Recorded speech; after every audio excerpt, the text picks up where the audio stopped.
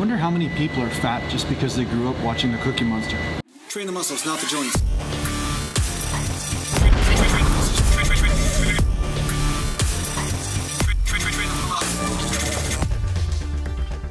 Welcome back to Natural Gallant Bodybuilding, and today I'm going to talk to you about how to stabilize your blood sugar, or at least a few tips in how to do that. Mountain. So somebody just requested in the comments, they said, Jason, are there any tips that you have in order to stabilize blood sugar? And first of all, let's start with this.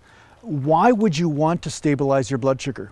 Well, the reason why you want to stabilize your blood sugar is because when your blood sugar is stable, your body becomes more sensitive to insulin. So basically you need less insulin. Your body needs to secrete less insulin to do the same job as somebody who is insulin insensitive, right? So what this means is your body becomes more efficient at absorbing nutrients or pulling things into the actual cell itself.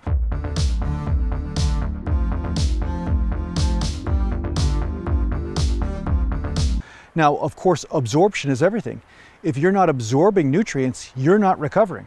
So when your body is very sensitive to insulin, it's going to be more efficient at absorbing the food that you do bring into your system. So another thing that people don't know is that insulin is incredibly anabolic because of this absorption reason, right? So when your body is very sensitive to insulin and you take in a bunch of carbohydrates and protein, your body just fills up and swells up really quickly.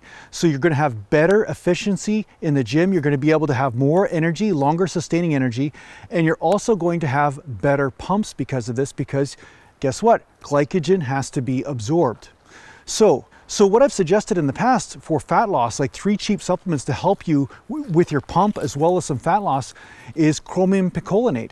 Chromium picolinate is a very cheap mineral supplement that assists with your insulin sensitivity. So a lot of people who are borderline diabetic have experienced some really great results with this supplement.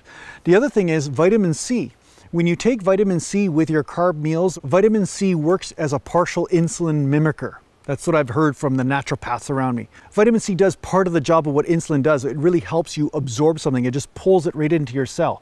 So taking vitamin C with your protein and carb meals can help you absorb more of those nutrients while your body is secreting less insulin. So over the long term, this may help stabilize your blood sugar. And another supplement, which is called alpha lipoic acid, and it's incredibly cheap. This is an antioxidant which also assists you with pulling nutrients into your cell without your body having to secrete insulin once again. So if you take alpha lipoic acid with a meal once in a while, maybe once a day or whatever, then your body will have to secrete less insulin in order to do the same job in that case.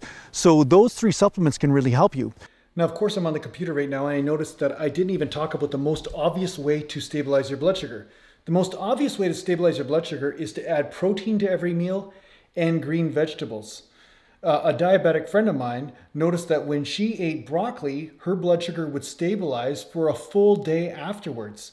So eating green vegetables really can make a big difference, along with adding protein to every meal. So protein and green every meal, that will help stabilize that blood sugar. So if you notice your blood sugar is all over the place, start just making sure that every meal has protein and every meal has green, and that will definitely go a long way to help stabilize that blood sugar. Greens. And another real obvious principle that is used in bodybuilding all the time is frequent eating. So basically, it's common with people to eat a meal and then wait till they become totally starved or famished, and then they eat again, and then they gorge. And then, of course, they wait till they become famished and then they gorge again. So what I'm going to say now is something that has been known to most bodybuilders for a long period of time, is that you never let yourself get hungry. So therefore, you don't have to gorge, and you have smaller meals, but more often. And this also helps stabilize your blood sugar. Now, the standard amount of meals a bodybuilder usually eats per day is 4 to 6 meals a day, instead of the standard 3 major meals that the North American diet has, right? So 5 to 6 meals a day with protein and green vegetables will help stabilize the blood sugar, and then your body won't become overburdened with a massive caloric intake all at once and then be forced to secrete a lot of insulin to frantically absorb all those calories, right? So again, this is going to help you stabilize your blood sugar. So basically what that means, more muscle gains, more readily available protein when your body needs it for recovery, as well as less fat deposition. So you're going to lose body fat, or at least you're not going to put body fat on at the same rate as if you just go through starvation and then constant gorging. But there's a final supplement or food that will really help you with stabilizing your blood sugar. And I've heard from multiple people, and it's also been my own experience, where people have noticed that they don't hit these blood sugar drops when they do this one thing. And you could probably guess what it is. And that one thing is eating organ meat.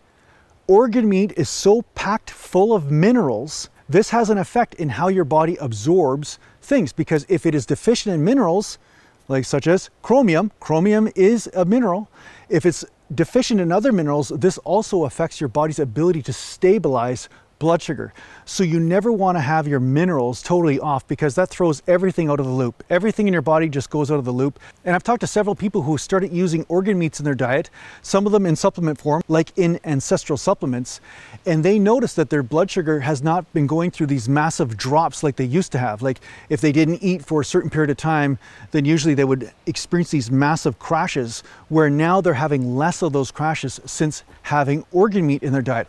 So this is something that you can consider. If you start eating organ meats, you're going to notice that you're going to have less blood sugar crashes, and that means your blood sugar is more stable.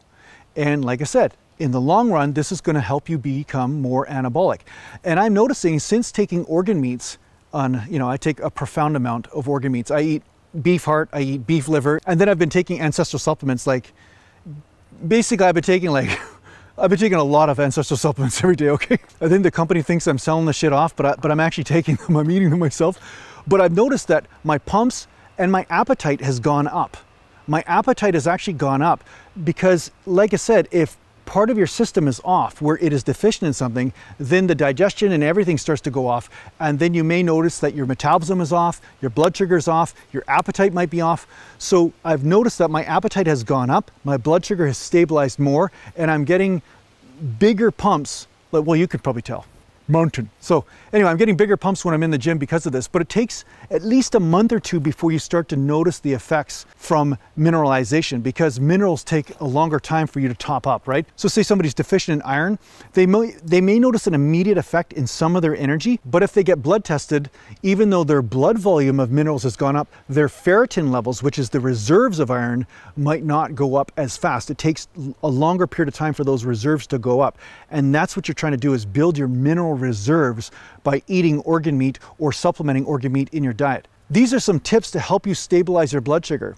And the final tip I'm going to give you is, if you're going to eat high glycemic carbs, eat them right after your workout, because at that point your body does not have to secrete insulin in order to absorb those carbs, because you've created this vacuum experience in the muscle from depleting all the glycogen, and therefore the body just absorbs those carbs without having to secrete insulin, or as much, at least anyway.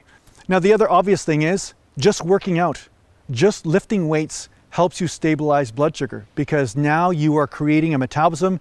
And there have been some studies that have shown, that I read a long time ago, I don't have the link for them or whatever, but that talked about when people weight trained, it helps stabilize their blood sugar over longer periods of time. Where people who did cardio, it helps stabilize the blood sugar short term, but people who did weight training, it seemed to have a longer lasting blood sugar stabilizing effect. So that is something to consider as well. When you're bodybuilding, you're actually really helping stabilize the blood sugar just by lifting weights. So good for you. Way to go.